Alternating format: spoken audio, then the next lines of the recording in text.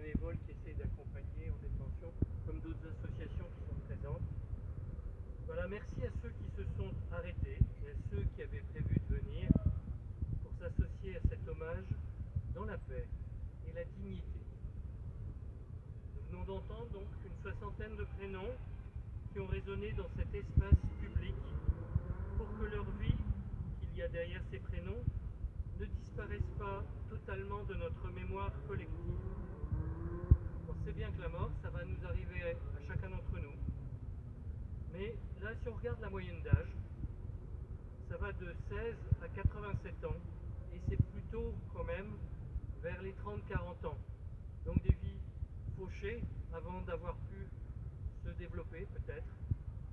Donc voilà, on est là pour être avec eux en se disant que peut-être qu'ils n'étaient pas si mauvais au fond, qu'ils se sont eux-mêmes unis, encore plus que la société ne l'avait fait. Voilà, ceux à qui nous rend...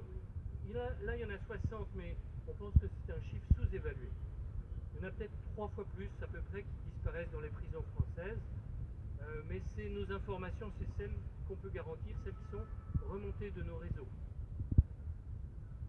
La France est en queue de peloton au niveau européen en matière de suicide en détention. Au passage, je le signale. On entend souvent nos concitoyens dire que les prisonniers n'ont que ce qu'ils méritent. Il faut des sanctions, bien sûr, mais la loi ne prévoit qu'ils soient condamnés qu'à une privation de liberté, ce qui est déjà beaucoup, mais pas à des conditions indignes qui contribuent ainsi à dégrader leur santé et poussent certains au suicide.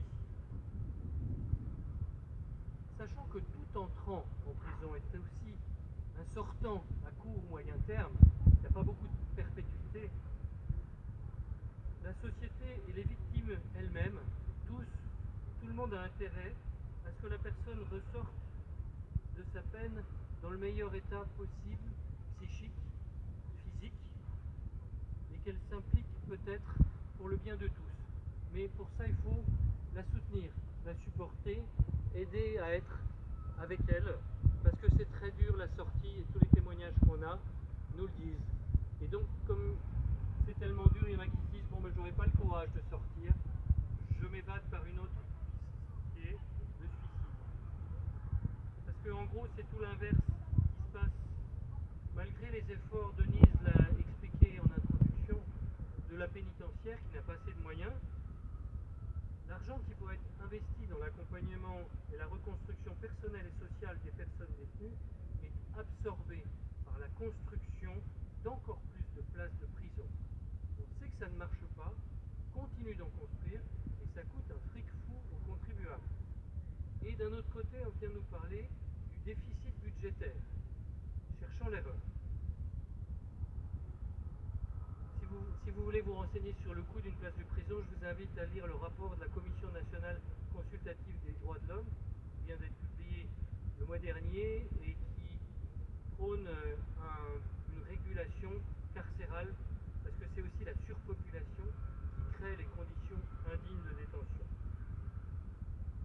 Au-delà de la France, on le voit bien en ce moment, nous vivons dans un monde qui laisse monter, voire entretient, un climat de peur.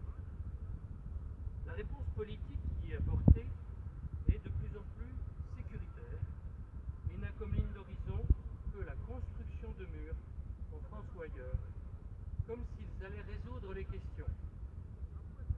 Cette logique de murs édifiés entre des eux et des nous, qui sont si peu différents en fait, s'avère une impasse, au fond de laquelle nous retrouvons les morts que nous avons cités aujourd'hui. Dernière chose à vous dire, au-delà de la dimension politico-financière de ces enjeux, et les Américains qui sont dans le public savent de quoi ils retournent, combien ça coûte les prisons et combien gagnent ceux qui gèrent des prisons aux États-Unis. Nous, collectifs interassociatifs en France et avec les aumôneries de prison, nous continuons à croire que la mort d'un père, d'un frère, d'un voisin ou d'une personne isolée que nous ne connaissions pas est à respecter. C'est le but de notre modeste hommage. La mort en prison sonne pour nous comme un échec collectif. Nous ne nous résignons pas à un pourcentage de pertes que produirait le système carcéral. Nous appelons simplement à ce que les prénoms que nous venons d'égrener devant vous, avec vous